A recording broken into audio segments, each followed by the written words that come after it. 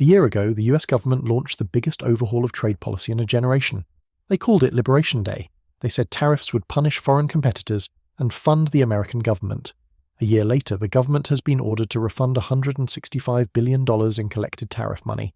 And not a cent of it is going to the people who actually paid the higher prices at the grocery store, the electronics aisle, or the checkout line. I am Felix, and the money that moved from your pocket to the government is travelling back to the one place it was never supposed to. To understand how this refund skips you entirely, you have to go back before the tariffs even landed. In the final 3 months of 2024, imports into the United States surged by 22%. Not because demand spiked, because the people who run global supply chains were watching the calendar. They knew Liberation Day was coming, so they filled every warehouse they had, with goods bought at the old pre-tariff prices. When April 2025 arrived and the tariffs kicked in, prices at the register went up immediately, but the goods on the shelf? Still the old stock. Companies charged you the new tariff price for inventory the tariff had never touched, and quietly kept the difference. The economic shock everyone predicted didn't arrive because the warehouses were buying time, and during that window, the markup was pure margin. The policy hadn't cost those companies a single dollar yet, but it had already cost you. Eventually the warehouses ran dry. And the real test of the policy began. The tariffs had one target: China. Imports from China fell by about 28%. That number made headlines. What didn't make headlines was what replaced it. Imports from Vietnam surged 35%. Mexico climbed 22%. And the trade deficit, the number this entire policy existed to reduce, hit a record $1.23 trillion. The largest in American history. The goods didn't stop. They took a detour. Manufactured in China, relabeled in a third country, entered through a different customs stamp. The same product, the same factory, now wearing a different origin. A middleman fee bolted onto the supply chain, and passed, without exception, to you. The wall was real, but it had a door, and anyone with enough capital to reroute a shipping container walked straight through it. Here is where the story becomes something much harder to ignore. The Liberation Day tariffs were never voted on by Congress. They were imposed using a 1977 Emergency Powers Law. The argument in 2025 was that the trade deficit qualified as a national emergency. A small educational toy company decided to test that in court.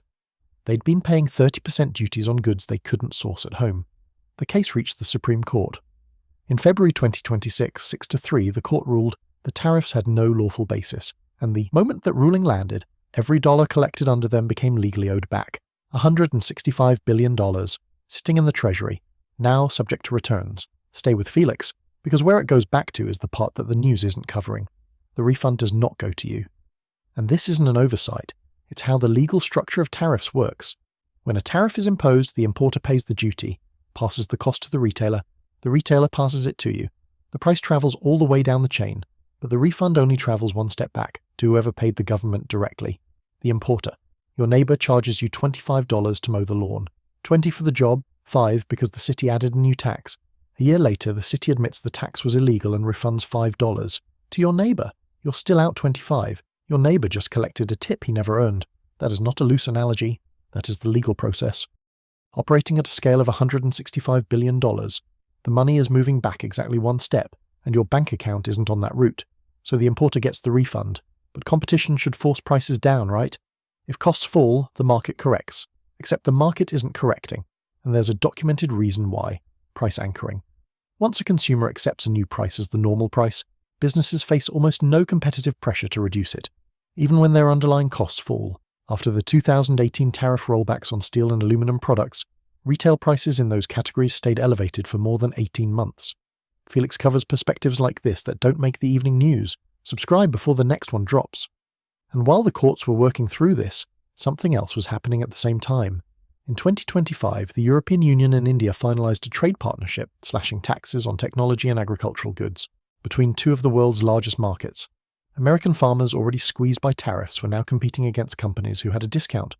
14 major trade agreements were advanced or finalized in 2025, none of which included the United States.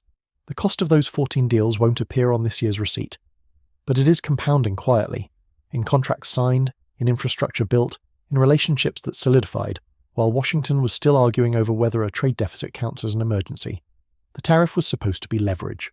What it became was an invitation for everyone else to make arrangements that didn't require American participation. Here is the complete shape of what happened. A tax was imposed without full legal authority. Consumers paid it at the checkout.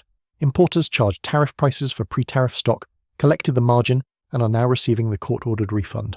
The price did not move. The deficit is wider than it has ever been, and the rest of the world signed its deals while the legal argument was still running. Every part of this happened in public. The fine print was just never translated into plain language, until now. And here is what Felix wants you to take away from this. The complexity in trade policy is not accidental. Money leaves your pocket, passes through the importer, reaches the government. When things change, it travels back exactly one step. Not all the way to where it started, and the checkout total won't tell you that. But now you know what you're actually paying for, and who keeps the change.